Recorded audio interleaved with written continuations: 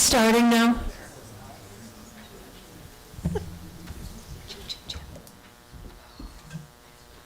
So, welcome to the village board meeting of September 2nd, 2025. We will be led this evening in the Pledge of Allegiance by our village clerk, Manal Desai. Please rise for the pledge. I pledge allegiance to the flag of the United States of America and to the republic for which it stands, one nation, under God, indivisible, with liberty and justice for all.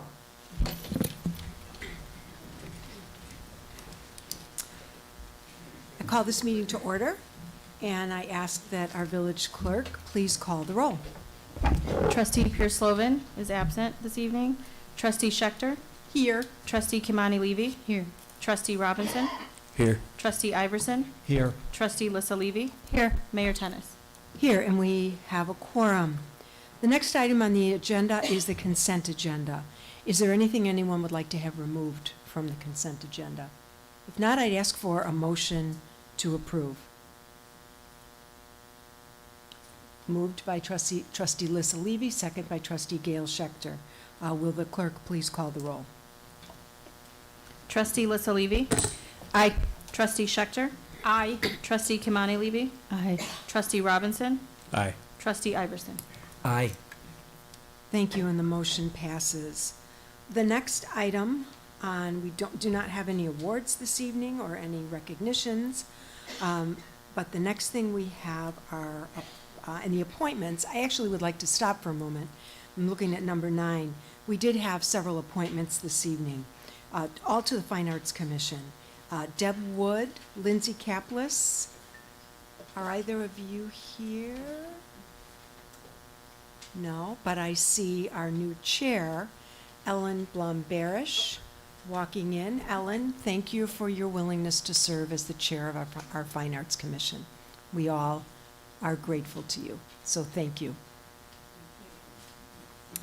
Okay, the next item on the agenda is public comment.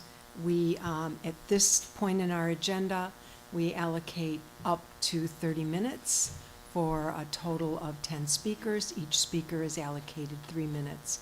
Is there anyone who would like to address the village board?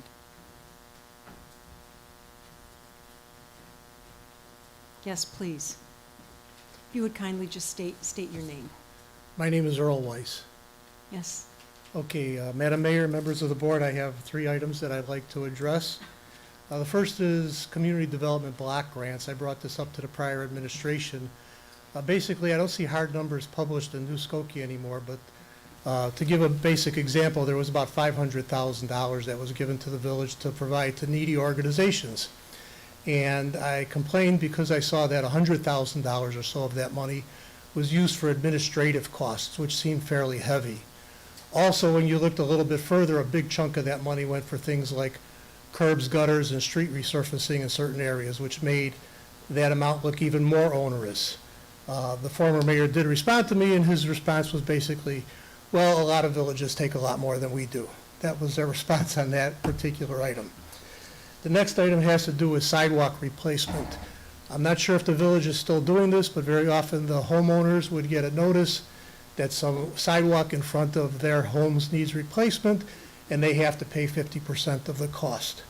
I'm here to advise the village that that is not logically enforceable, not morally enforceable, and not legally enforceable. And the reason it's not logically enforceable is because if a lot is 50 by 150 with 50 feet of sidewalk, a 3-flat is responsible for 50 feet. A house on the corner could be responsible for 250 feet. And that's a public sidewalk, so it's not logically enforceable to be placed upon a particular property owner. It's not morally enforceable to say, hey, your property's next to mine, so you got to pay to fix my property. And finally, it's been up on appeal 2 times where the appellate courts have held, and I'll provide citations to the Corporation Council, where it says the obligation to maintain city sidewalks, unlike snow shoveling, is non-delegable by the municipality. And any ordinance that says it's the responsibility of the adjoining property owner is void and unenforceable. Finally, the last item has to do with the bike lane proposals for Crawford, Church, and Oakton. I was at the public forum for Crawford. The people at the forum were largely opposed to any bike lanes. You have to keep in mind that the traffic on Crawford is between 15 and 20,000 vehicles a day. How many bicycles do we expect to be using those bike lanes? I live off Main Street, there aren't very many. I travel Crawford 20 times a day. I've been doing so for decades. There aren't any bikes. There are streets either side of Crawford Avenue easily available for that purpose. A similar situation is with Oakton and Church Street. When I go down Crawford now, 5 o'clock, cars are backed up for 2 blocks heading to Dempster. They're hopping onto Greenwood to avoid the intersection. If it's going to be one lane instead of 2 lanes, it's going to get a whole lot worse. I experienced this on Broadway south of Foster. It resulted in Carmageddon. Don't listen to the so-called experts. I invited them to come watch. Your time is up. Thank you, Mr. Weiss. Thank you. Appreciate it.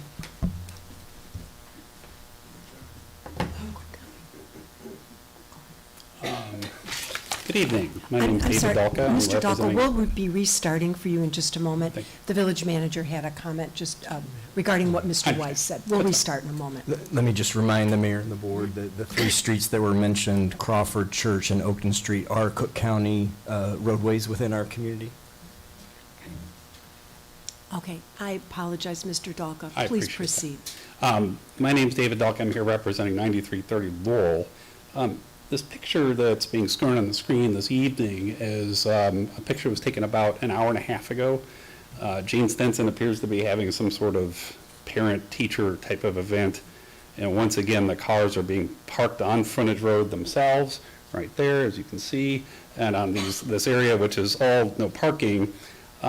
This year, I've had trustees walk this area, and I've had members of staff walk this area. More parking, no parking stands were supposed to be added. Enforcement was supposed to occur. At the request of Trustee Robinson, I've gone to the Skokie Park District meeting, who owns one of those lots there. And I've also submitted written comments to the District 68 people. My request is for this entity to coordinate and herd all these cats and get them to do what needs to happen. We need to go back to pre-pandemic bus levels, which need to be 99% of all students, except for the exceptions of handicapped and other issues there. SUVs idling and parking illegally on grass is not economically or environmentally sound, and it needs help there. We also need this village manager and trustee group to work with Mr. Weiss and myself to oppose these bike lanes on Church. There's already just an enormous amount of traffic. I've demonstrated that to members of staff and to trustees that have visited this area. They said they understand it. I don't know what letters have been sent by this body to the Cook County government in opposition of this, because much like Mr. Weiss said, I don't know of a single resident that supports this that lives within 2 blocks of it. So I need your help with that and working with that there. Additionally, I've sent photos to staff of numerous garbage cans and recycling bins that are broken. That was also mentioned in my June 3rd letter. It's now been 90 days since I've asked for the simple task of garbage cans that are broken to be replaced.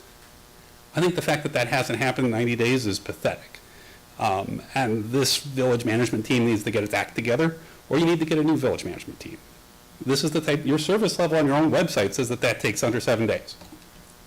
So somebody needs to explain to me and to everybody else in this room why that hasn't been completed within a reasonable amount of time. I've sent pictures to people, one of them sitting in this room right now. Lastly, I've gone to the last several, I'll save it for later. Thank you, Mr. Dalka. Hello, my name's Rami Hagari. I've been a resident of Skokie since 1988. I want to start with the bike lanes to start with. It has to be the most ridiculous concept I've heard of. The traffic is ridiculous.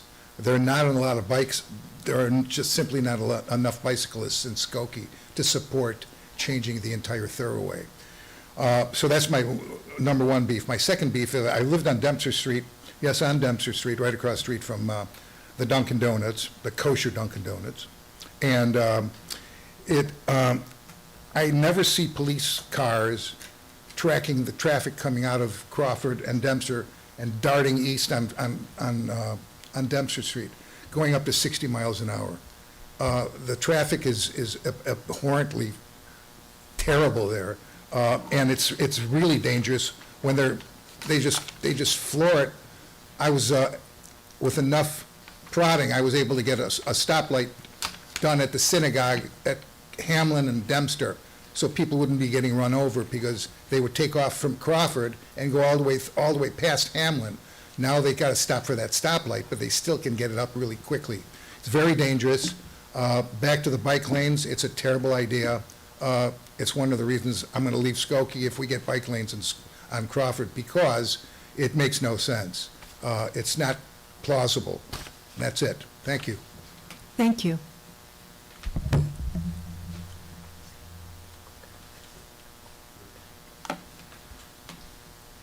Now I wish I had prepared something about bike lanes, because I can like show what causes the traffic there. But I will say that later. I want to refresh your memory of what I started talking about like a month ago.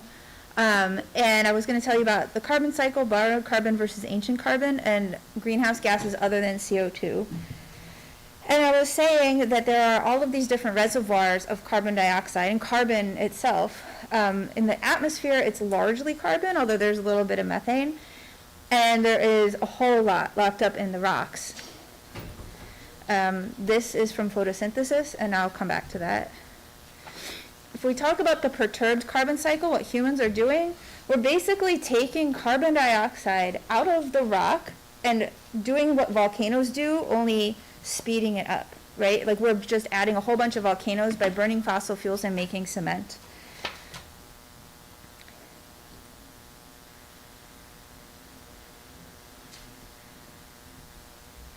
And again, I'll come back to this process because I wanted to talk about borrowed carbon versus ancient carbon. So you've probably all seen this. This is called the Keeling curve, and it was started measured in 1957. And just looking from 1957 to like 1960, they were like, oh crap. And what they found was that the CO2 amount goes up and down every year by about the same amount. And what's happening here is that in the northern hemisphere, there's a lot of land with deciduous forest, and those trees suck the CO2 out of the air and they put it into their leaves and their tissues, mostly their leaves. And then when those leaves fall in the winter, they decay, and they decay in the presence of oxygen, which puts the CO2 back in the air. So this is borrowed carbon. Why is this going up? The base amount is going up because that's the fossil fuel that we're burning and putting the extra CO2 from the rocks into the air. That's the ancient carbon, and that's not part of the carbon cycle. The Earth doesn't really have a way to get that out of the air. So when we burn fossil fuels, like I was saying, that part is sped up. This is what happened for the Great Dying. This is actually a really great exhibit at the Field Museum if you walk through the evolving planet. Basically, a bunch of volcanoes went off, and then it set off a bunch of coal beds, and it dumped a whole lot of CO2 into the air. There was so much CO2 in the air that everything warmed up, a lot of things died, and it took millions of years for life to recover on Earth. So borrowed carbon, imagine, I don't know, I'm running out of time, right? But this is the biofuels. I'll get to that next time. Thank you, Ms. Grodnicki. I'm Matt Jarvis. I'd like to provide the counterpoint for the bike lanes. I am one of the bicyclists that would appreciate those bike lanes and would use them. I'm sure most people are familiar with the concept of induced demand. It's used to provide more lanes to car traffic, and it's why adding more lanes just causes more traffic. Same concept applies to bikes. If you provide the infrastructure, people will start to use it. And I implore the village to keep building that infrastructure, because if it's not there, yeah, you're not going to see bicyclists because it's not safe to bike, especially on Crawford. But, you know, I see plenty of people trying to speed up what will be the parking lane eventually. Faster traffic isn't better. They just race to get to the next stoplight, and I feel like it's kind of counterproductive to add more driving lanes on what it should be a multimodal path. So I appreciate that. Thank you. Thank you, Mr. Jarvis.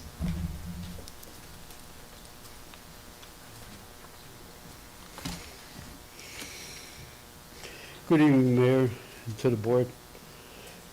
My name is Michael Irwin. I live at 8316 North Central Park in Skokie for 45 years.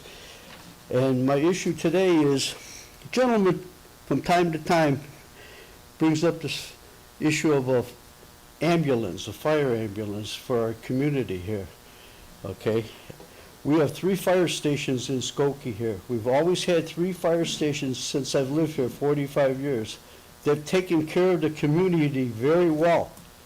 We do not need an overexpensive fire ambulance, because from what I talked to other people, we would have to have a station to have another fire ambulance.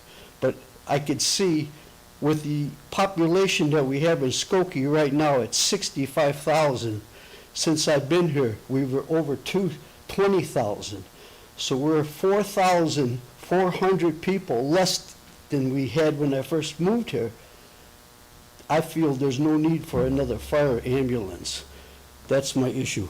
Second thing is I'd like to address is, our streets in Skokie are pretty bad. They definitely need to be improved. Whatever it takes, I realize the state has a certain percentage of the roadway in Skokie, but we must get together with the state somehow and address this issue, because if I can go to Park Ridge and say, wow, these roads are beautiful. Niles, these roads are beautiful. Morton Grove, these roads are beautiful. I like the way they have their roads here. Skokie, that's a different story. Now, we've done a lot of major repairs on Oakton Avenue, bringing services up and down our Oakton. I can see why it looks like it does, and I watched them a couple of weeks ago, IDOT over to repairing some of the Oakton Avenue streets. But patch on patch and hole in the middle, that's what it looks like on Oakton Avenue. That's all I'd like to just mention. I think we need to address it, beautify Skokie, make people, when they come into Skokie, say, wow, is it nice? Just by being on a nice road, you wouldn't believe how nice it is. And you know what I'm talking about when I bring up these other issues about the other communities and how their roads are. Thank you very much and have a nice evening. Thank you, sir. Is there anyone else who would like to address the board? Okay, if not, public comment period for this point in our agenda is closed.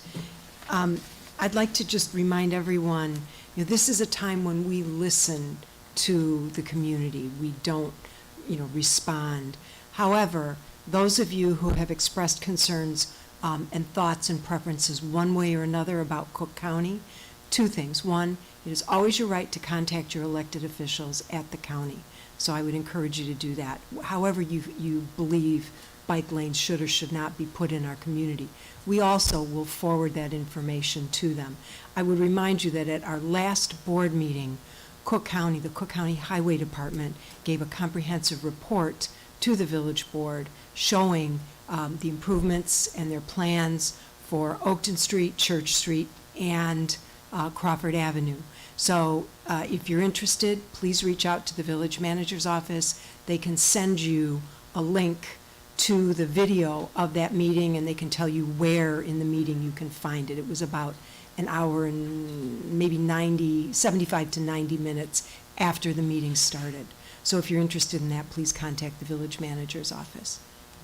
John, anything else from you on that? Okay.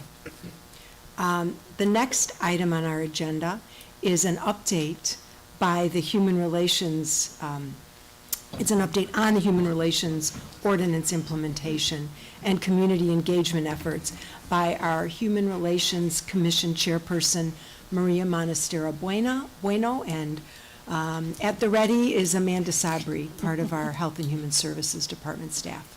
Maria. Thank you, Mayor. Good evening, Mayor Tennis, trustees, and village leadership. Thank you for the opportunity to speak to you on behalf of the Human Relations Commission this evening.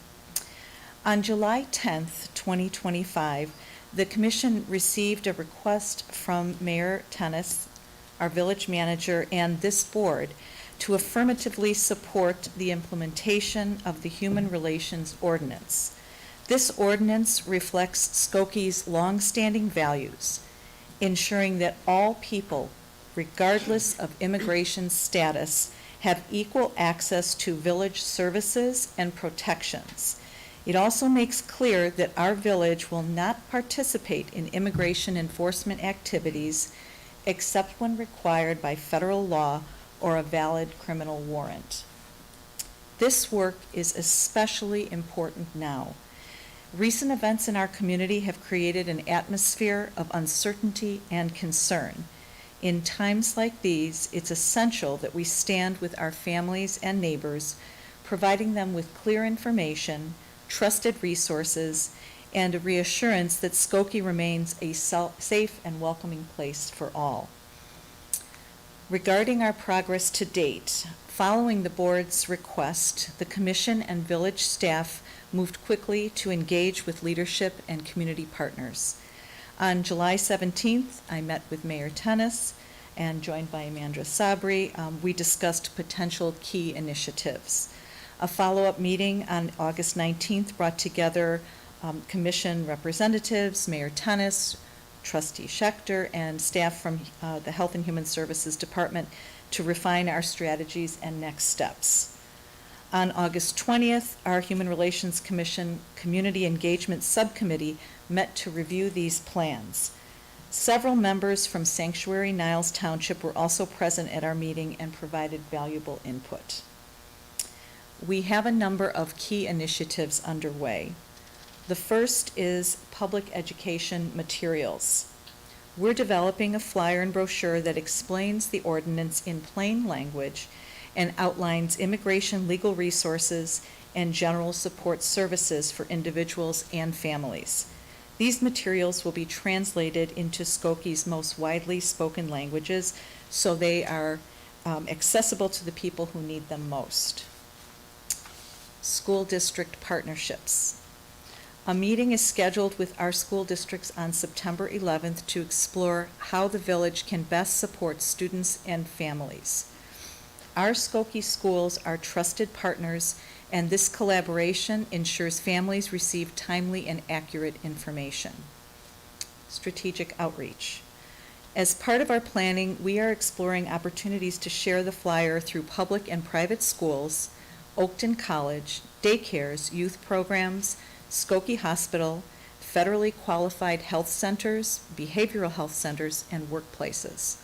Our goal is to work with a range of partners so that when the need arises, community members can access appropriate resources. And community programming. The Commission is also exploring programs that build inclusion and reduce hate and bias. One example under consideration is hosting a screening of Not in Our Town, a film and social movement that encourages communities to come together to stop hate and racism and to build safe, inclusive communities for all. We are also considering having a panel and group discussion after the screening of the film. So our next steps, in the weeks and months ahead, we will finalize and translate the flyer and brochure, launch the distribution through our community partners, develop and host community programming, and most importantly, continue our work to ensure that Skokie remains a welcoming and inclusive community for everyone. In closing, the Human Relations Commission is grateful for the trust you have placed in us to lead this work. We know that ordinances alone are not enough. It takes outreach, education, and connection to ensure that every resident feels safe and supported. Together, with your continued support, we will strengthen Skokie's reputation as a community that stands firmly against discrimination and embraces all who call it home. Thank you. Thank you. Are there any questions for Chairperson Montestero Bueno? Trustee Robinson? I don't have a question, but just wanted to lift the work and all the work that you've done.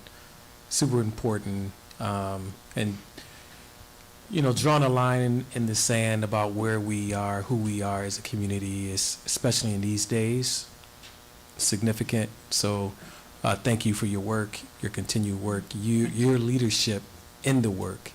And I'm glad that our trustees and village board and staff are standing alongside you. Thank you very much. Well said, Trustee Robinson. Yes, Trustee Schechter. I just also wanted to add my gratitude. I'm really glad to be supportive as one of your 2 liaisons from the village board, and I think the most important thing is that we're not that the ordinance and the additional protections that we added to our human relations ordinance, it's not performative. I mean, we really, it's codified, but we're taking action, and thank you. Thank you. I'll echo what my colleagues have said, just so grateful. I mean, within days after the charge that you received from this board, you were setting up meetings. I have to reflect how fortunate we are to have so many partners within our community that you mentioned them, the schools, you know, Niles Township. We have so many different partners. So, you know, we're not in this alone. We do have partners, and we are truly, as a community, we are at our best when we come together and address issues. So, Indeed. thank you. I'd also quickly like to acknowledge Sheila Crumrine. Sheila is here. Sheila is the vice chair of our Human Relations Commission. So thank you both for your leadership, and Amanda and Mike Charlie's behind it all too. So thank you so much. Anyone else have any comments before we move on? Trustee Iverson. Just a couple of really quick. You mentioned, you know, with the materials for education, which so many people want to know what to do, and it's awesome that you're saying, here's what you can do. I'm amazed by how everyone has phones, and so I'm sure you've already thought of this, but getting to them by the phones is probably a good idea.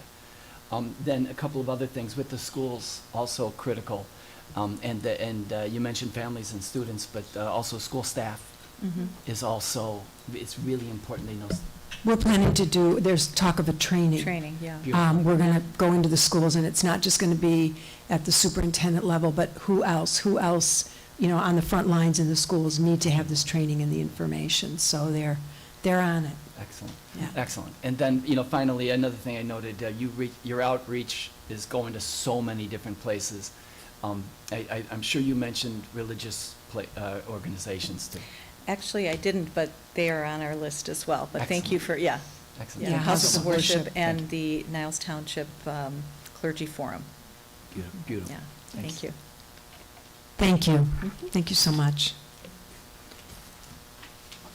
The next is the report of Village Manager John Lockerbie. Thank you, Mayor Tennis and village board members, and good evening, everyone. Item A is regarding a presentation of the new website design for the village. Our communications and community engagement division have been working hard to do a complete redesign of the village's website, and so this evening, Meredith Joya, the communications manager, is going to provide an overview. Meredith, the floor is all yours. Thank you. Good evening, Mayor and trustees. I'm pleased to be here tonight to share an update on the redesign of the village website. Industry best practice is to refresh the design of a website every 3 to 5 years. Our current design was last refreshed about 6 years ago, so that, in addition to our updated logo and brand standards, made this an ideal time to undertake this project.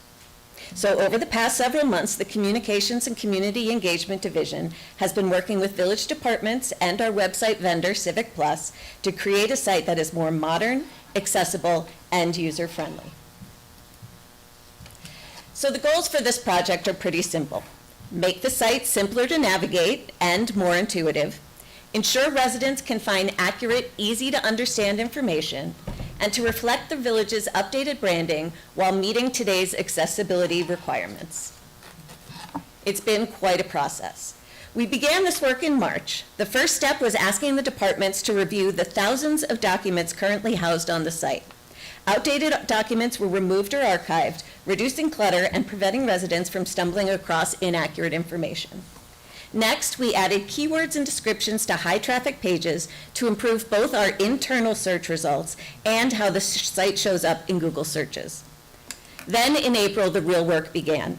Our consultant from Civic Plus and I met with every department to review their sections and identify gaps in information or outdated materials. Throughout the summer, I edited every page using website best practices, which means short, clear, skimmable content written at about a 6th to 8th grade level with descriptive headings and bullet points. Each department was then asked to review their updated section. Not only does this make information easier to find, but simple text also improves the accuracy of translation applications. It even helps younger family members who are often asked to translate for older relatives to better understand the village information that they're translating. Now, while all this was happening here, Civic Plus designers were creating new page templates using our brand standards. They paid special attention to accessibility, making sure that our color palettes and our fonts improve readability for users with visual impairments or color blindness. Now, most recently, we wanted resident input on the site's global navigation, or as Civic Plus calls it, the mega menu, which is the navigation up at the top of your website browser. Civic Plus provided some recommendations, but we felt strongly that the people who use the site should have a voice.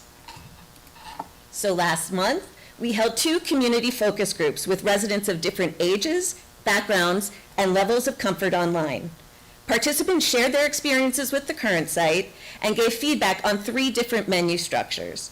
They even participated in a sorting activity, which you can see in that picture on the left there, in which they were given pieces of paper with common website tasks, like paying a bill, finding permit information, emailing the village manager, and asked to sort them into 4 different groups, and then name those groups as categories that felt most natural to them. Their input directly shaped the new navigation design, ensuring that it reflects how our community actually searches for information.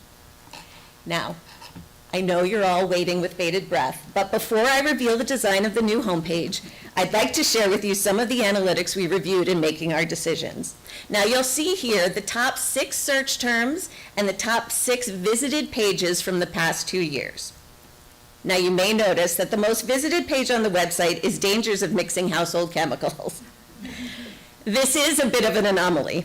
It was created during the COVID-19 pandemic, and this page has regularly been the top visited page on our site for the past 5 years. In the past 12 months alone, it has received over 84,000 page views from 70,000 readers around the world. 94% of the visitors found it through Google search, where it ranks #1 when you look up mixing chemicals. Now, the reason behind this comes down to the magic of SEO and Google algorithms. Being that we are a government website, we're viewed by search engines as a reputable source. So immediately, our information is bumped up higher in the search results. Then, during the pandemic, this page was linked and shared a lot. And if a lot of people see it as worth sharing, then search engines assume that others would find it helpful as well, and so they bump it up the list of results where it remains today. So, aside from that page, we use the top 6 search terms and the top 5 most visited pages from the last 2 years. These, along with other data points like average session duration, the number of pages per user session, and the bounce rate, give us a glimpse into why people are coming to our site and how they're using it. And if this is what they're looking for, it's up to us to make that easier for them to find that information. And here's what you've been waiting for. Voila, the new homepage. So the first thing I'd like to draw your attention to is what we're calling the Action Center, and that's these 6 buttons right here. They include some of the most common reasons that visitors come to our site: pay online, apply for jobs, and agendas and minutes. And then also some actions that we wish to encourage, like subscribing to The Scoop and signing up for Smart 911 emergency alerts. Now, second, I'd like to direct you to what we're calling the seasonal slideshow, which is that photo, that area right there. That area, in addition to providing colorful, engaging visuals to the page, will scroll through 3 to 4 different need-to-know pieces of information. Vehicle sticker purchases, upcoming events, and as you can see here, the strategic plan survey. These are items that don't need to be prominent all year round, and previously they would have been limited to the news section below the fold, but now we're able to bring them right in front of the residents' eyes. Now, directly below those two pieces are 4 graphic buttons that link visitors to answers to those most common search terms, which were police report, waste disposal, permits, and project updates. And as you can see here on the police button, if you roll over it, the image changes and it provides more information. So it says police, purchase a crash report, submit an online report, and more. And when a visitor clicks on it, it'll take them right to that information that previously they would have had to search for. Now, both the Action Center and those graphic buttons have been determined according to current visitor behaviors, but we will continue to monitor analytics, and we do have the ability to update them if we find that visitor needs change. Now, one additional change that is occurring that hasn't happened yet that I want to point out is that Google Translate piece, the widget right down there at the bottom, we're going to be moving that up to the top right corner, right underneath the search bar, to make it more visible to users. One of the things that we do in communications and community engagement is encourage people to come to the website for information, because we do have that Google Translate button, and so we want to make sure that when we send people to the website, they're able to find it. Now, if you were to scroll down this page, the news section still plays an important role on the homepage. And interestingly enough, many of the participants in the focus groups mention that they often come to our website directly from the scoop via a link to find out more information about one of the stories featured in the email. And then moving down to the bottom of the page is our new public meetings and community calendars. The most important modification here is that it will always show the next 6 events, whereas in previous iterations, it only showed the events for the current month, meaning that as the end of the month neared, it may appear that there were no events on the horizon. Now we can show that Skokie is always busy. Moving into our interior pages, they've also undergone a transformation. You can see that the design is clean with clear headings and subheadings, and also on department and division landing pages, we've added professional staff headshots so that residents can feel more connected to the village. And then you can see up there at the top is the mega menu or the global navigation. And when rolled over, it would pop down to show the pages underneath. So this is what we're in the process of building out, but it's not complete yet. The 4 tabs recommended by our focus groups are government, residents, businesses, and Explore Skokie, with How Do I being recommended as a best practice by Civic Plus. The focus group participants felt very strongly that government should be the first tab, being that we are a municipal government. Then, they preferred being able to identify themselves as residents as opposed to businesses, and then get information focused on their needs, as opposed to having to sift through the list of village services or a list of departments and determine whether the information applied to them or not.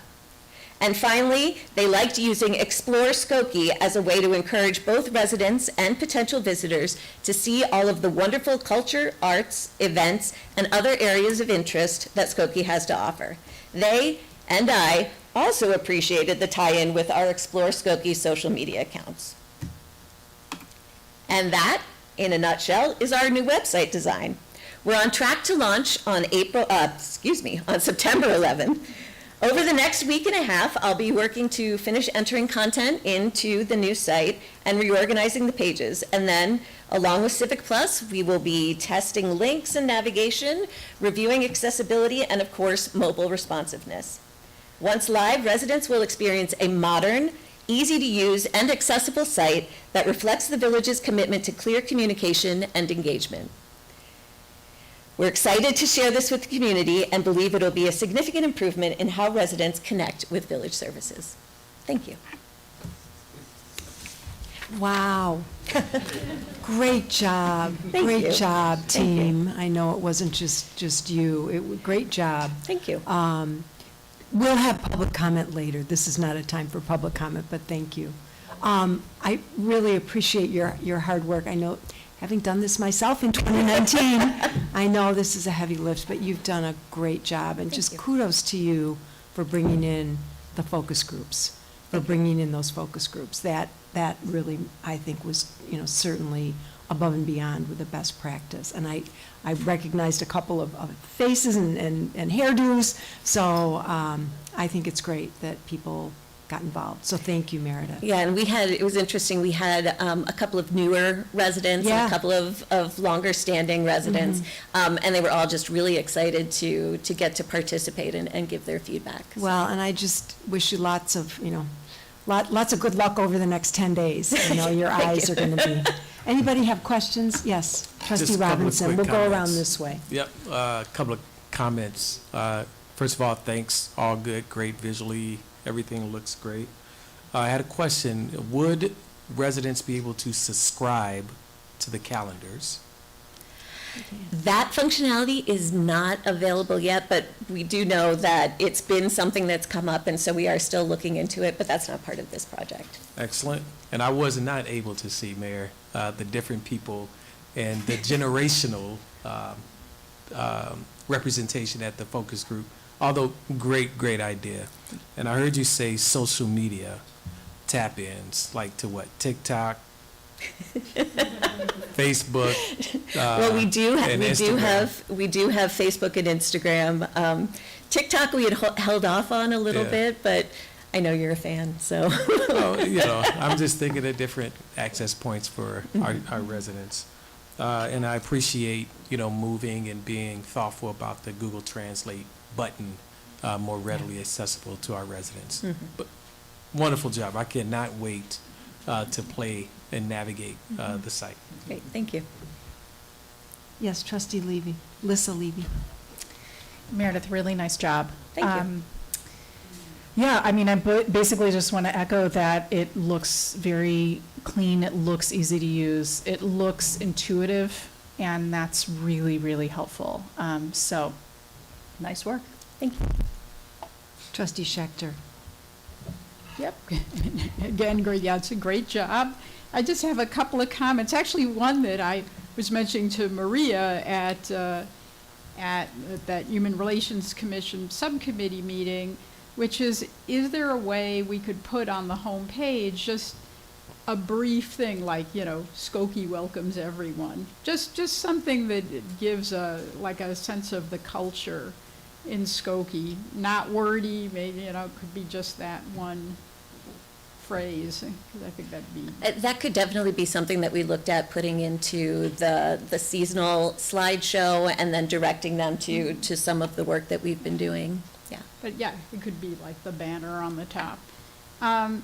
Then also, with the strategic plan, I mean, just making sure, because one thing, I think, I had been disappointed that the summaries of the Skokie community forums in 2014 and 2019 had disappeared from the village's website. And I think that any resident that wants to give input on the strategic plan might want to visit some of those, foundational documents.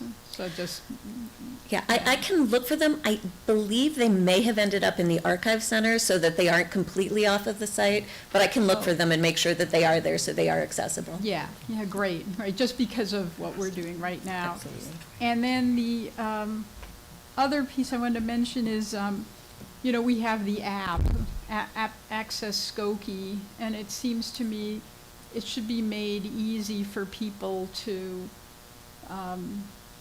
see it, I don't know, on the homepage, to be able to download that app onto their phones or iPads. Great. But that's it, thank you. Sure, thank you.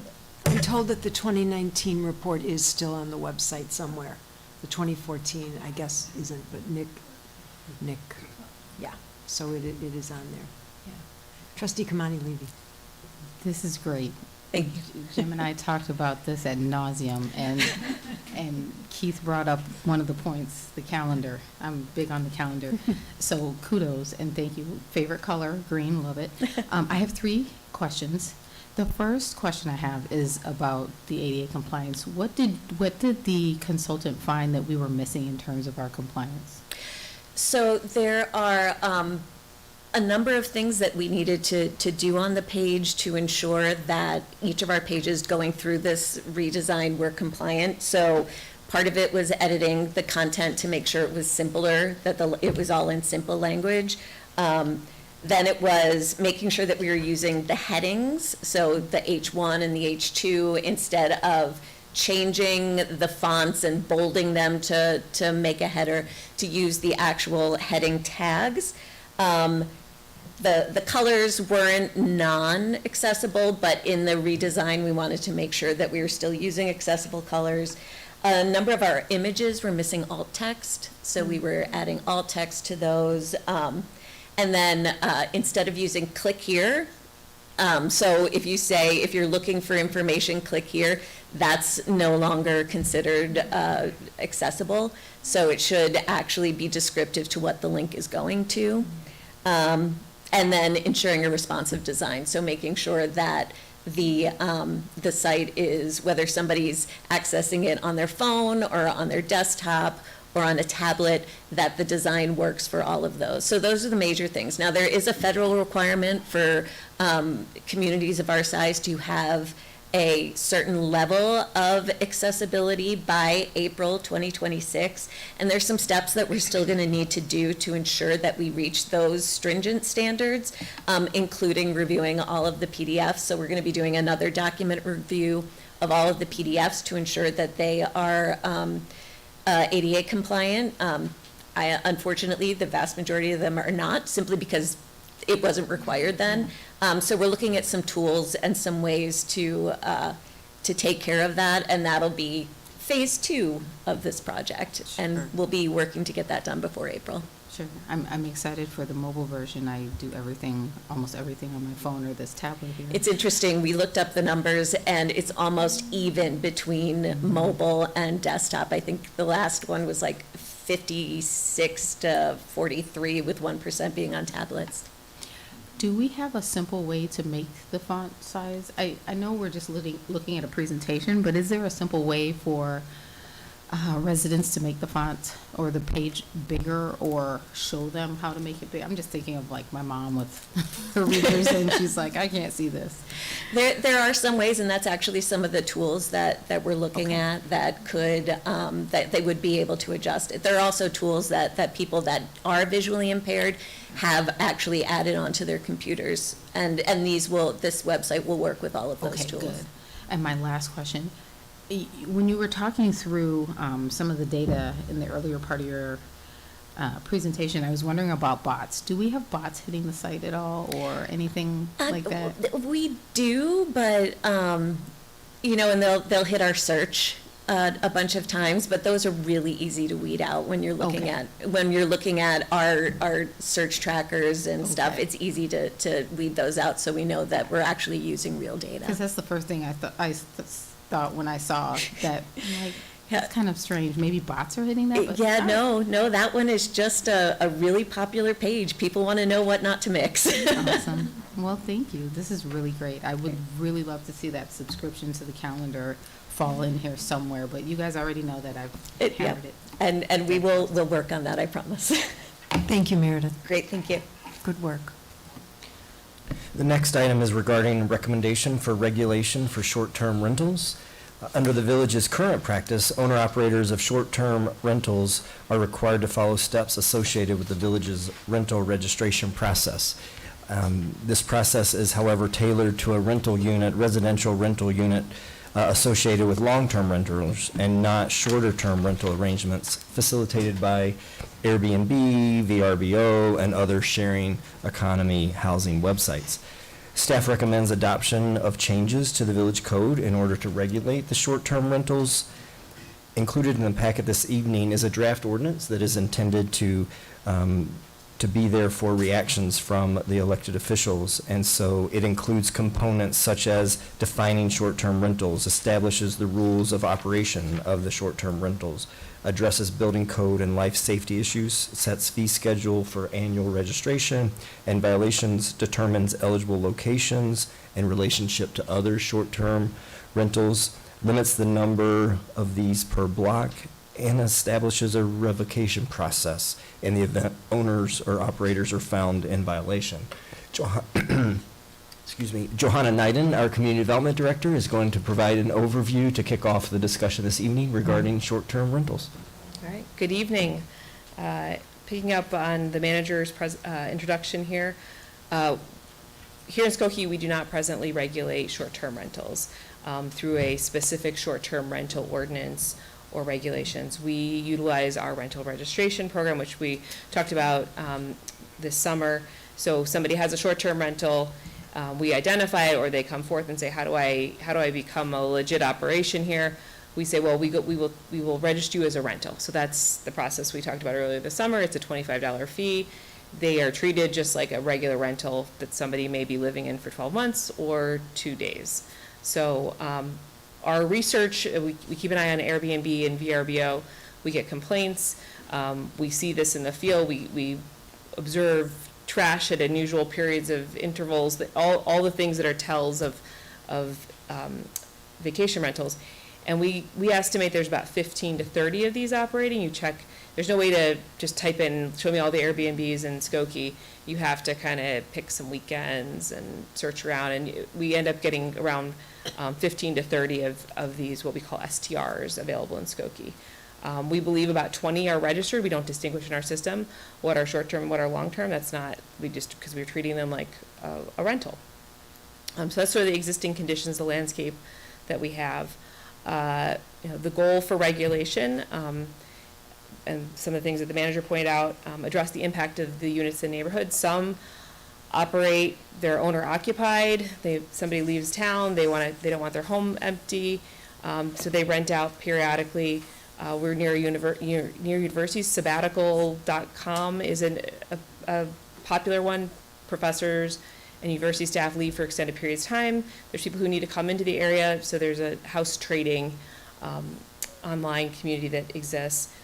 So we range from those to things that somebody is renting out their home for a few hours so somebody can have a baby shower or a bridal shower, some bachelorette party, some gathering, not all wedding based, but things that are short-term, very short-term. Big concern from our perspective, community development, those that work in life safety, are where are you complying with our building codes?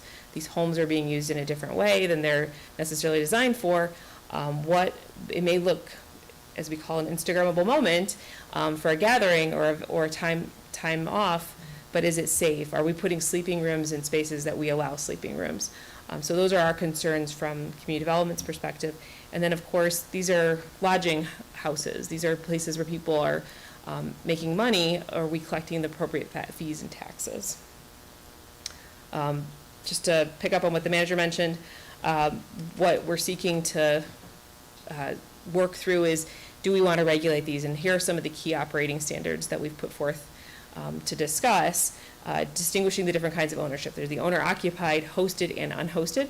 There's some people who just want to let a room and they still live there. Then there's people who are not there and they're letting the whole house or a portion of the house, but they're not necessarily on site, but that is their primary residence. And then there's investor STRs. They're homes that, for whatever reason, whether it's somebody purchased the home or they've come to own a home and they don't live there anymore, they want to turn it into a short-term rental. And they do not use that home as their primary address. We have sought to try to mirror some of the other regulations that we've seen in best practices. No property can be rented for less than 48 hours, so you don't have those short-term stays. Regulations regarding what information is provided to guests. Many of us have used Airbnbs. Where do we put our trash? Where can we park our car? What are the rules? What should I know when I come into these spaces? Hotels have the little doors, the little signs on the doors of how to exit. How do we make sure that people know what to do in case of emergency? So conveying that kind of information. And then finally, establishing an annual inspection. These spaces may get more wear and tear. They may need a little bit extra visitation from staff to make sure that they are complying with occupancy standards. There aren't, sleeps 15 in a 2-bedroom, 1-bath house. Where are they putting those people?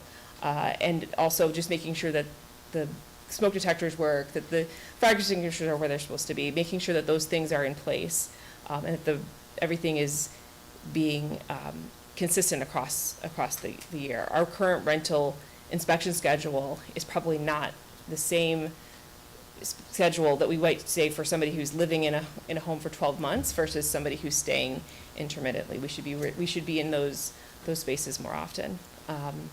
Finally, creates penalties and a registration revocation procedures.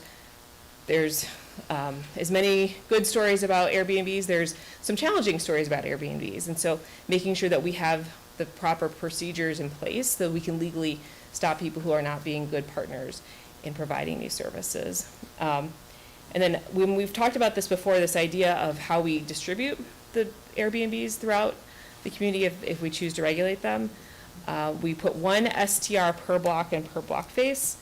So I did not bring the laser pointer down with me, but unless this is, oh, yep, it is.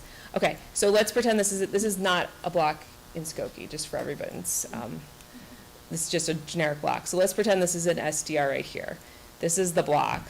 So there can be, in this scenario that we're proposing, no SDRs can locate on this block.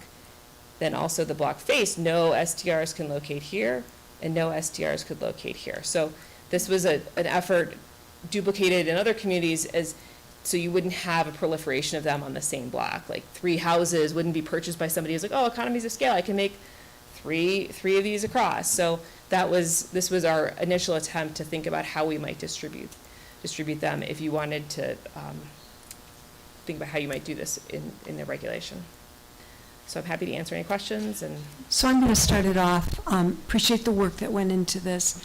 I look at this very differently, and I believe that our job is to put in place regulations that protect the quality of life for those who live in our community.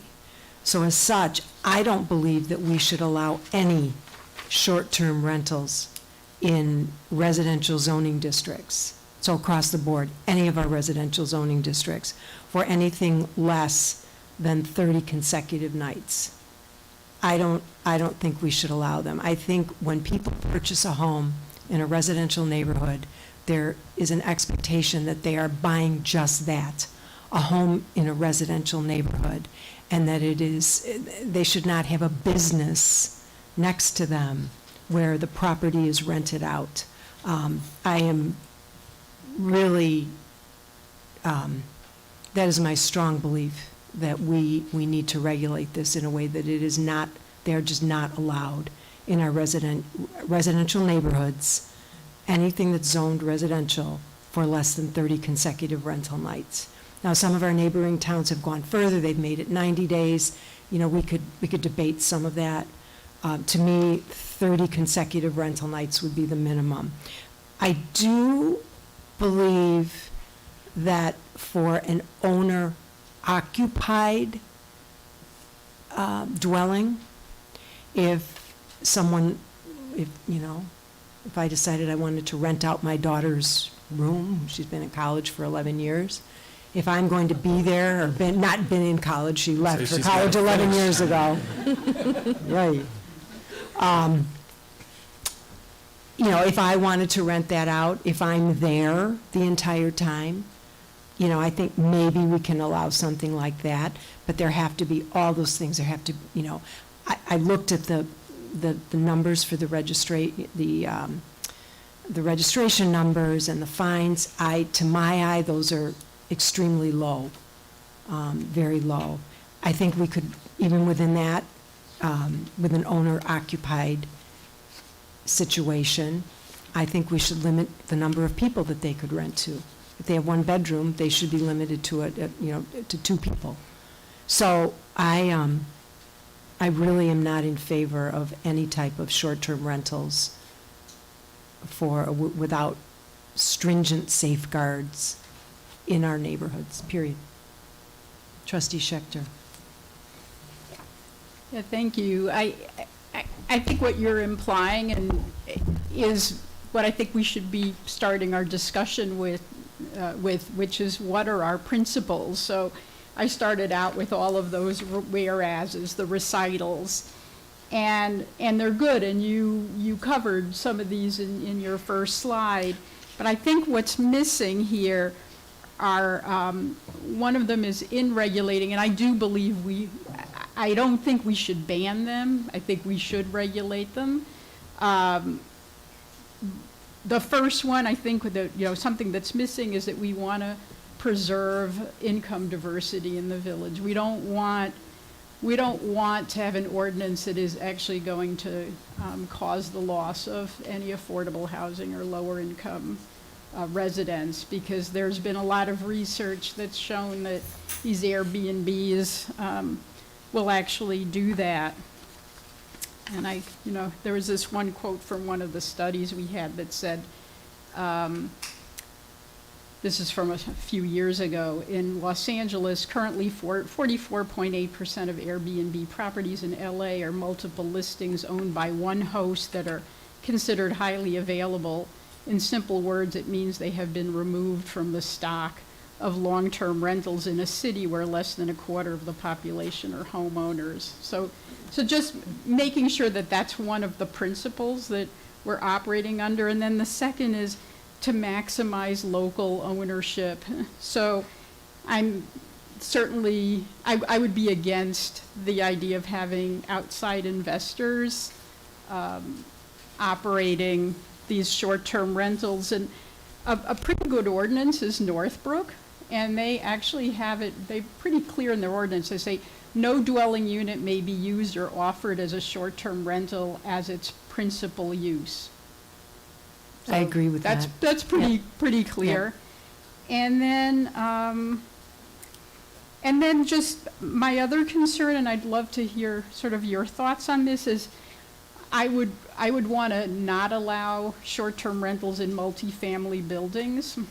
And Dan Lauber, who's done a lot of work on this, he suggests that it might be allowed if if a person has their own entrance and egress into the unit. But when you have people coming into a general building where, these are strangers coming in and suddenly your building is a hotel, it can be a safety concern. But I'm putting this out there as my thoughts, but I also would be really interested in hearing, what some of the research has shown. But for now, my bias is against STRs in multifamily. And just the last thing I wanted to say is I really do like the spacing. What you have there, or what is proposed, I think is really good to prevent a concentration. I would keep that, and the no less than 48 hours. Thank you. Other comments? Trustee Alyssa Levy. Thank you for the presentation. I would like to see a lower tolerance for bad actor shenanigans in the enforcement part. I agree with Trustee Schechter that an outright ban I don't actually think serves our community because we don't have a lot of alternative short-term housing right now. We have an unfinished hotel right here. We have the thoughts that Old Orchard might be putting in phase 2 a hotel there. We've got the DoubleTree up for sale. Okay, fine. So, so I think there's room in the mix, but what I would love to see is quiet hours being much earlier than midnight on Friday and Saturday nights, and much earlier than 11 on the other nights of the week. That would be one thing. My other question is, in this scenario where we have the thought of one STR per block or block face, is that a first come, first serve kind of situation? I mean, I guess it must be, but how do we assess the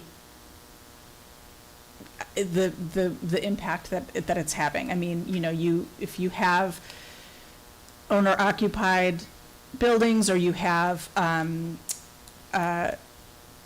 owners that need to be in close proximity to the rental when it's being rented.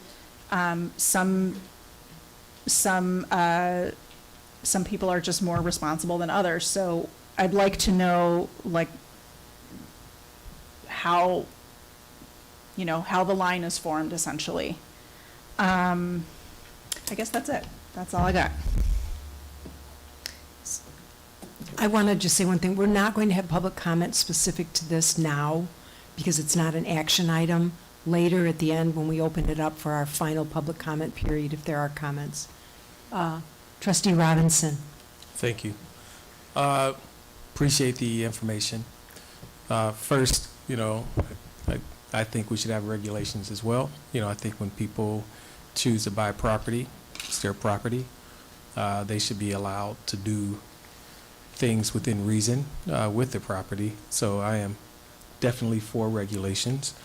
And I say that too because I've heard many stories of residents in town where there may be a wedding, a graduation, and they want their family members nearby and some, that can accommodate a lot of folks. So, and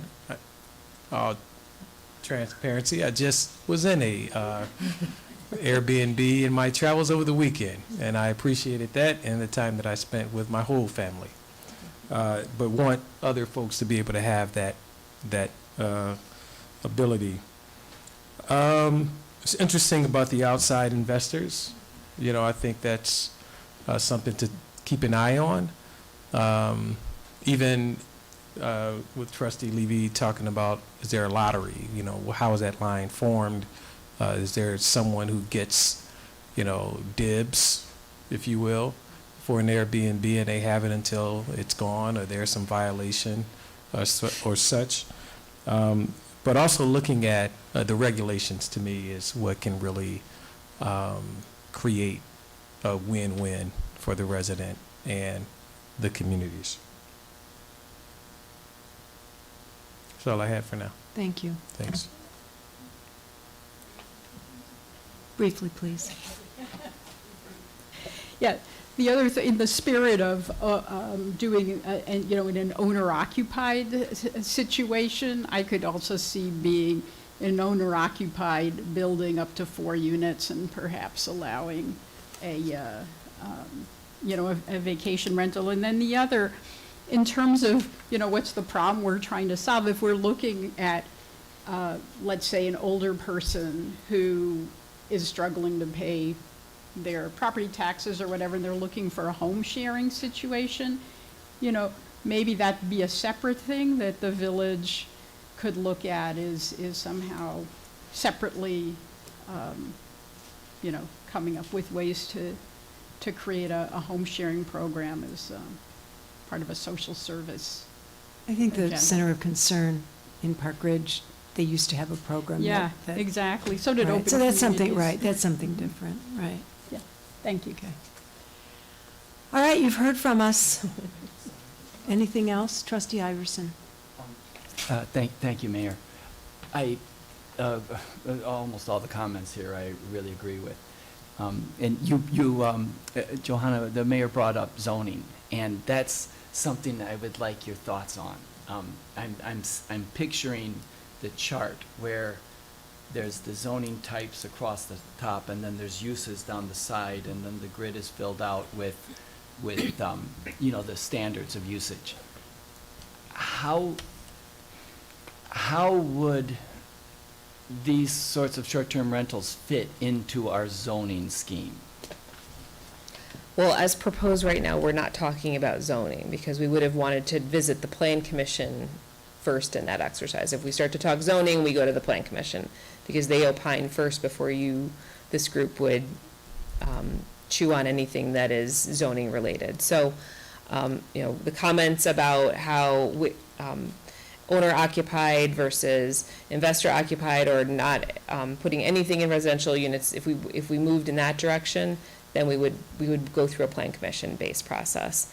But if we're just talking about how to regulate this STRs as something that's occurring in our community that has nothing to do with where they're specifically located in different zoning districts, then then that's not a plan commission conversation.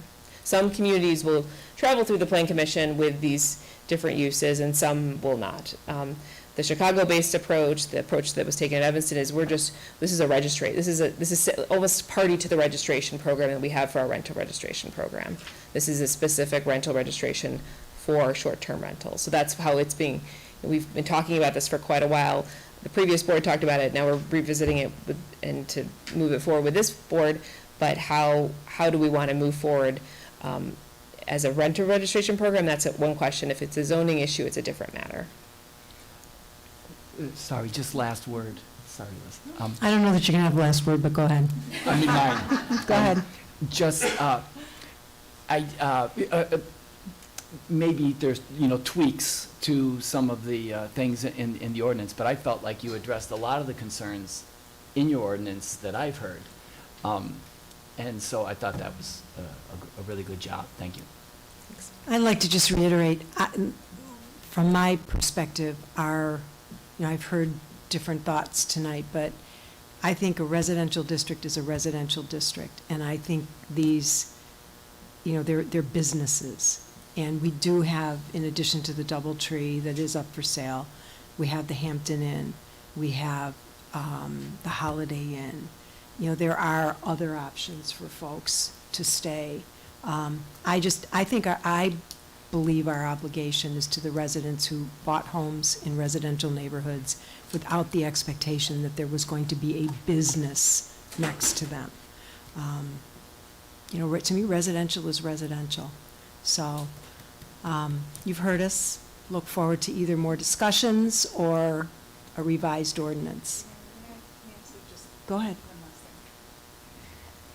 One last thing that I'd like to have on the record is we're going to be, at some point in the future, talking about ADUs. And so I would just like to be on the record saying that I would not want ADUs to be available for any short-term rental. I think if you rehab your garage, that's addressing our affordable housing crisis right now in Skokie. And so I would say ADUs would be off the table as far as I'm concerned for a short-term rental ordinance. Thank you. Good point. Okay, thank you very much. Item C was approved as part of tonight's consent agenda, and that completes my report. Thank you, Jen. The next item is the report of our Corporation Counsel, Barbara Mangler. Thank you, Mayor. Good evening, everyone. Items A, B, and C on my agenda have already been adopted through tonight's consent agenda. And that completes my report, and I'm going to go home and start working on that redraft of that ordinance. Thank you, Barb. Thank you, Barb. Need a few cups of coffee. The next item on the agenda is the Plan Commission case 2025-11P, special use permit for 5347 Birchwood Avenue. It will be presented by Johanna Neiden. Hello again. All right. So there was a request for outdoor storage and relief from zoning code section 118-61C1 to build a fence in the required front yard at 5347 Birchwood Avenue. The Plan Commission met on August 7th and recommended that this be approved by a vote of 7 ayes, 0 nays, and 1 member absent. The requested relief pertains to an 8-foot tall fence within the 50-foot required front yard in the M1 district. Staff presented examples of relief granted for comparable uses on neighboring properties, including 5351 Birchwood, located directly adjacent to the subject property to the west, and 7550 Frontage Road, located just north of the subject site. Both properties received relief from the 50-foot front yard setback requirement in the M1 district to accommodate fencing for outdoor storage areas. So this relief is consistent with relief in the areas. So the Plan Commission recommends approval. Thank you. Does that conclude your report? It does. Okay. Are there questions for Johanna? Okay, if not, I'd ask for a motion to concur by Trustee Lissa Levy. Is there a second? Trustee Keith Robinson, thank you. Any discussion by the board? Is there anyone in the audience who would like to address the board regarding this matter? Okay, there being none, will the clerk please call the roll? Trustee La Salivy? Aye. Trustee Schechter? Aye. Trustee Kimani Levy? Aye. Trustee Robinson? Aye. Trustee Iverson? Aye. Thank you, and the motion passes. The final item on our agenda before we adjourn is public comment. Again, we allow up to 10 speakers for 3 minutes each. So, Mr. Jarvis, you were in the jump seat. Go ahead. Thank you. I have to pick up my son from Boy Scouts. So my name is Matt Jarvis again, and just some considerations about the short-term rentals. I don't have any skin in the game, but I am a purveyor of Airbnbs where I do travel. But a few thoughts after reading the draft ordinance. It forces a online platform to be an operator. Those can be some pretty significant costs, although I know it helps cover certain things like an umbrella insurance policy or something like that, but there might be a consideration to provide an alternate way to offer your residents for short-term rentals outside of those platforms to avoid those charges. I feel it's like forcing restaurants to offer Grubhub. I feel like one STR per block face is unfair and higher density. For instance, Optima, one rental in that entire operation would block out the entire 2 towers. There might be some consideration of a ratio per density or something like that. I'm not saying that would be the right thing to do, but it's something to consider.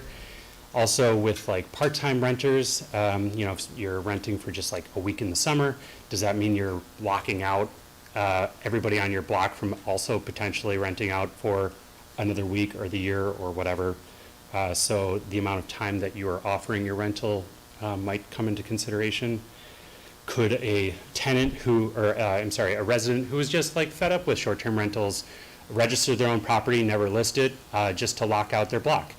Would they have to give up their rental if they don't list on Airbnb after a year or, some other platform? Insurance requirements aren't really covered in the ordinance, but perhaps that's forthcoming. For people who are owner-occupied and, they have a summer home and they want to rent out their own home, while they're away, the requirement of having a property manager or themselves be within 10 miles is kind of onerous. If you're, going to southern Michigan to your own rental, often things are fixable by calling a plumber or electrician or whatever to solve whatever the issue is. As somebody who was a landlord before, being within 10 miles of your property at all times is difficult to maintain. I'd be curious to know who's determining the occupancy. Is it just the number of beds provided, or are you stuck to like 2 people per room? I don't know if that's defined in the code elsewhere. Consider making the penalties a multiple of the market value. So if you're listing your property for, $100 a month, $100 a day, make the penalty a multiple of that. And Your time is up. I'll write the rest of it. Thank you. Sir. Madam Mayor, trustee members, my name is Xavier Diokno. I am a relatively new resident of Skokie, moved here with my wife and at the time my 2-year-old boy in 2021. Unlike Mr. Jarvis, I definitely have skin in the game when it comes to short-term rentals.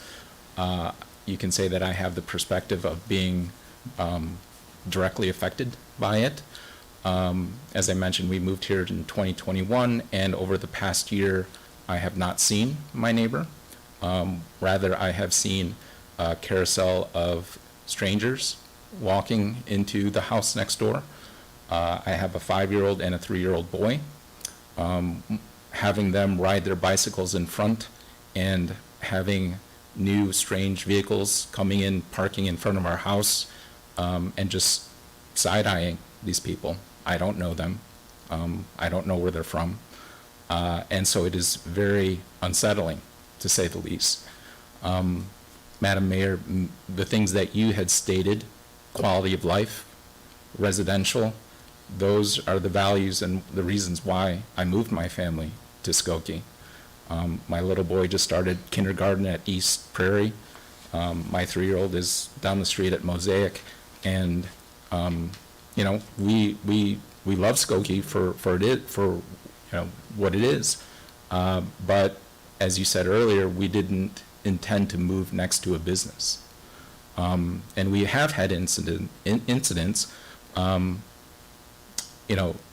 late night noise where I had to call the police. They had a group of people drinking in the backyard at around midnight. There was another incident where a group of cars just sort of took over the street. It was pretty amazing. The 3 cars and I would say about 10 to 12 people were gathered in the street, called the police. And so, it's just, like I said, very concerning. It's not what I signed up for. And I think many people will say the same thing when they move their families to Skokie. And I'm hoping to raise my family here. And this is certainly not something that was, I had anticipated. So, thank you. Thank you. Good evening again. My name's David Dalka, 9330 Laurel. Just briefly on the previous topic, I don't think there should be a distinction between short-term and long-term rentals. At 9316 Laurel, there is a decrepit house with long-term renters. The neighbor who couldn't be here this evening and actually wants to talk to you about this issue says that they don't know how to throw out the garbage. I've sent pictures to trustees about that. And he has not seen the owner on the property in over 3 years. So I urge you to not think in small terms on this issue, but in larger terms. I still don't have any evidence that a citation has been written for 9329 Long with the garage.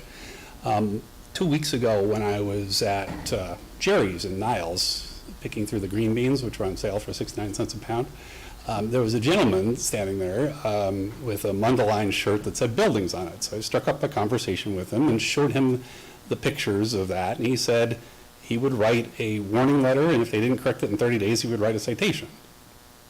That seems pretty standard. I don't know why the Village of Skokie can't do the same thing. I'd urge Mr. Lockerbie to tell the right staff to do that tomorrow morning, and for trustees to follow up on that issue. While we're on issues of garages that are decrepit, this garage is at the 3300 Church on the north side, just west of McCormick.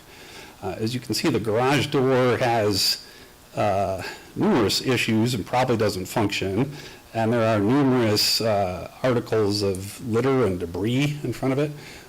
For my friend Gail, who bothers to read the ordinances of other municipalities, I'd point you to Rockford, Illinois, who has a functioning garage door ordinance. Back when manufacturing was huge and then the town declined and things there, they actually put in an ordinance saying that your garage door has to function. I would ask that ordinance be introduced in Skokie immediately, based on the fact that I'm aware of at least 5 garage doors right now in Skokie that don't operate.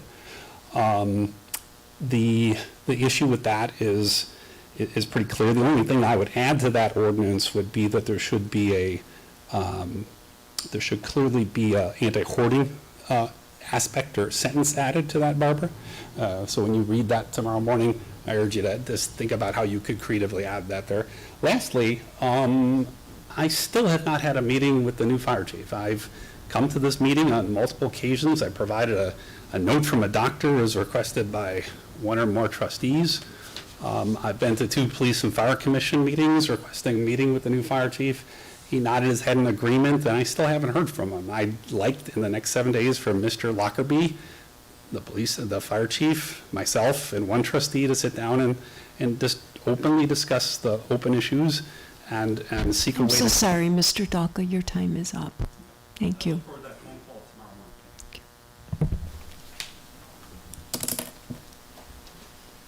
Good evening. My name is Bob Kusel. I'm a 30-plus year resident of Skokie, and I'm here to speak on the issue of short-term rentals. I live in the 7600 block of Tripp. We have one of the short-term rentals on the 7700 block of Tripp, and I think it's kind of a petri dish of what the short-term rental experience has been like. It's been disruptive. It's caused neighbors to be awakened in the middle of the night with strangers ringing their bell at the wrong address. It's been disruptive in terms of my neighbor who just spoke. being afraid to have his kids play in the front yard or the backyard because you have, assuming one rental a week, 52 groups of strangers coming through the neighborhood. So I heard one of the trustees mention that when you buy a home, you can do with it as you please, essentially. The investor who bought this property wasn't buying a home. He was buying a business. And just as we wouldn't let or shouldn't let a 7-Eleven operate in a residential neighborhood, or a gas station, or put up an oil well, nor should we allow an investor to operate a business. It takes that house out of the community. There's no interaction, there's no neighborliness. And I'll just suggest that when someone buys a home in Skokie in a residential neighborhood, they have faith in good governance, and there's a covenant between good governance and the neighbors, the community members. So I hope we look for ways to protect the neighbor. The business should take a back seat to the well-being of our community. Thanks for your attention. Thank you. My name is Shelley Pat. I am a 24-year resident of Skokie. I live on Payne Street, and I also wanted to speak about short-term rentals. And again, I'm very happy to see the board trying to take a measured approach to find what's right for the community. But I wholeheartedly support what Mayor Tennis said about the difference between residential and business uses. You know, I can have dinner parties every night and invite my friends over to dinner at my house. As soon as I start advertising to the general public and charging a fee, I become a restaurant, and that would be prohibited. And Skokie regulates all sorts of things in our houses, down to if you want an addition on your house, the Appearance Commission will tell you how many windows you need to have and what size they are. And if we can regulate windows, which really don't impact anyone, we can regulate all of these quality of life issues that so many people have spoken about. But I also wanted to speak about what Trustee Schechter had brought up, that in many municipalities across the country, the profusion of short-term rental properties has had an adverse impact on affordable housing as investors buy lower-cost homes with the purpose of using them for short-term rentals. Skokie is already experiencing a shortage of affordable housing. We've talked many times before in our community about rental housing, but we do know there is also a shortage of affordable starter homes. There's a shortage of affordable smaller units that seniors who are downsizing can move into. And I'm concerned that allowing short-term rentals to proliferate could further impact the availability of affordable housing. It's one thing for a property owner to rent out their home if they are on vacation or on sabbatical or whatever, but it's a completely different thing for an investor to come into a community and snap up houses in residential communities to use for business. If we're to preserve what's left of Skokie's affordable single-family homes, we need to disincentivize investors from removing those homes from the market to use for business purposes, and I hope that however this ordinance looks, the village board will take this into consideration of making the distinction between owners who occupy or have occupied their own houses and would like to have occasional rentals versus investors who are effectively creating hotels in residential neighborhoods. Thank you. Hi, my name is Lauren Grodnicki. I have a whole bunch of topics to cram into 3 minutes. First of all, I loved the presentation about the new website. I saw this emblem on there, but we have this beautiful new seal behind you that actually engenders pride in Skokie, and I hope that that's what ends up on the website and not this. And then as far as the bike lanes, let's see. Why am I having so much? Keep going. No, I want it this way. I want it this way. Okay, so here's a parked car, and here's the direction of traffic, right? And you've got 2 lanes of traffic, and these cars are going like this, and then all of a sudden, this car has to stop. But the car behind them also has to stop, and now this guy's trying to merge in, and this one doesn't want to, and it blocks the traffic all the way back up. This is what's happening on Crawford. It has nothing to do with the fact that we're going to have a bike lane, we have 1 lane of traffic. The problem is constant merging back and forth. Because as soon as they pass this car, now they've got 2 lanes again, and then they do it again in a block. this is what's happening, and it has not, like, bike lanes will actually be an improvement over that situation because it blocks off one of the parking, like, it makes one lane just parking and restricts the traffic, the vehicle traffic to just one lane. And then the other thing I wanted to talk about was the short-term rentals. I too would not want to live next to a carousel of people constantly coming in. However, if my neighbors, like, once a year went away for a week and wanted to rent out their home, I would be okay with that. I know my neighbors, and I know to go to them and say, those guys were jerks and made a mess all over the street, right? Like, so if we were to come up with an ordinance that allowed short-term rentals, instead of saying, okay, we're only going to restrict it to one per block face, do it by time frequency, I think. Like, don't let people rent out their house more than once a year or more than twice a year, because that prevents a lot of the problems that people have brought up. And then again, in terms of the rentals, I did a study last fall, and I mapped out all of the rentals in Skokie. So many of them were houses. Those houses are taken off the market for purchasing. This is what's driving our affordable housing for buying also. So, and I suspect that a lot of them are outside investors. I can share that information with you if that would help, but that's all I have to say. Thank you. Thank you. Please share. Hello, I'm going to talk about short-term rentals. I don't know that I can. I'm sorry, your name, please. Oh, I'm sorry, Gordon from the 8600 block of Springfield. Yes. I don't know that I can say it better than the mayor. I fully agree with her perspective. But I'll share a story. In 2019, my wife and I bought our first home on in a block of single-family homes. And about a year after that, the home next to us was sold and turned into an Airbnb. And that American dream that we thought we achieved, that we worked so hard for, was taken from us. Our block hasn't been the same ever since. I can echo what others have said: absentee landlord, overflowing garbage, disrespectful guests, carousel, just not having the stability of a long-term neighbor is impacting our lifestyle, is impacting our safety. It's impacting the life of my 3-year-old boy, who I'm hoping to raise in a stable neighborhood where we can go to the neighbor and we can say, hey, can I borrow some eggs? Well, you know, but I don't have that anymore. And I agree that, like, that's not what I signed up for. And to just have the rug pulled out from under me like that is, I don't understand it. And I like that the village is exploring an ordinance, but I really think that the ordinance needs to go further. Residential neighborhoods with single-family homes, Airbnbs don't belong there. I'm sorry. I think that about covers it. Thank you. Thank you. Good evening, Alonka Ulrich, Mayor, trustees. I'll be brief. I really love this village. I proposed questions to the chief of police a few weeks ago, and I'm just a Mirror resident, and he answered all of them, and I just want to thank Chief Barnes for that, and also thank you, Maria, for the work you've done. I will spread the answers he gave me with our groups that are worried about what's going on in the federal government with ICE. Thank you. Thank you. Okay. The next item is our adjournment. Is there a motion to trustee Lissa Levy, second by trustee Kamani Levy? Will the clerk please call the roll?